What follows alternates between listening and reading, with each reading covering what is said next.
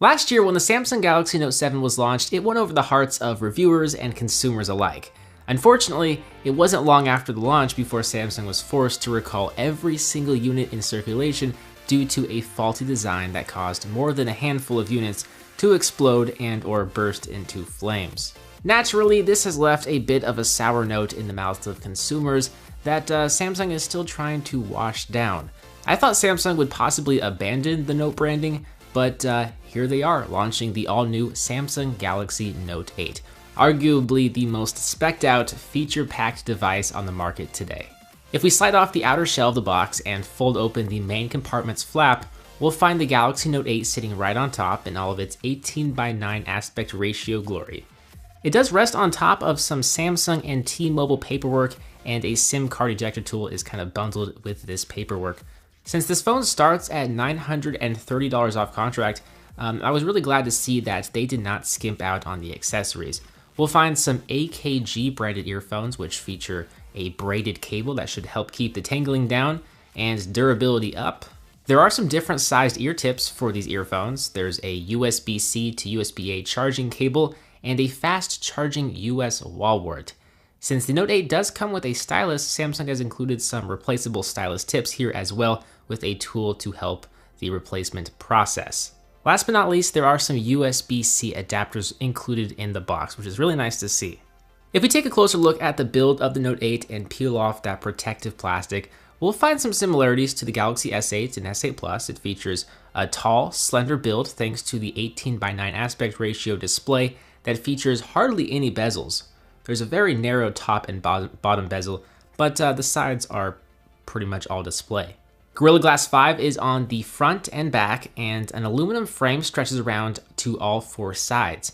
The phone feels extremely premium, and the separation of materials is hardly noticeable. You can hardly differentiate the aluminum frame from the glass, which is a pretty impressive design feat given all the curves of this device. The biggest difference aesthetically from Samsung's previous phones is the more boxy look. The Note 8 is certainly more boxy than the S8 Plus. The curved 6.3-inch Super AMOLED QHD resolution display, it is beautiful, and it is only slightly bigger than the S8 Plus. It is, however, HDR10 compliant, and it gets 22% brighter than the S8, so even though it's going to look more or less the same as Samsung's other displays upon first impressions, there are some noteworthy improvements. DisplayMate actually gave the Note 8 its first ever A+ grade. That's pretty impressive. The Note 8 is running TouchWiz on top of Android 7.1.1 Nougat. TouchWiz has been improved quite a lot over the years, and most of you are familiar with its layout and its features. I do want to talk about the S Pen software features because this is a Note device after all. Samsung has made it so that you can add up to 100 pages of notes on your home screens. There's also a neat feature where you can animate drawings and send them as GIFs to your friends or family or whomever you want. And in addition to there being a physical button on the left-hand side of the phone for Bixby, there's Bixby Vision built into the S Pen toolbar. So you can hover over items and Bixby will try and figure out what they are and cater info to you based on that item. So it's kind of neat, kind of gimmicky. There's also a host of other features that we've seen in previous notes that we'll dive into more in a separate video, some of which include Smart Select, Screen Write, and Translate. The Note 8 is being powered by a Snapdragon 835 chipset with 6 GB of RAM. That is 2 more gigabytes of RAM than the S8 Plus, which should help it better manage running 2 applications at the same time. But it's hard to say how much RAM TouchWiz uses up. It's a pretty demanding skin.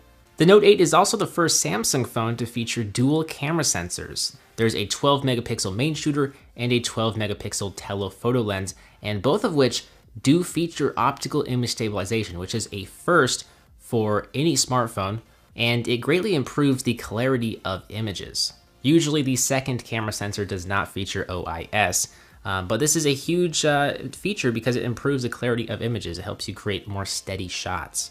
Under the hood, we have a non-removable 3300 mAh battery. I wish it were a 3500 mAh battery similar to the S8 Plus, but given how the Note 8 has battery issues, and there needs to be room for the S Pen, of course, Samsung decided to be conservative with the battery it packed inside this phone.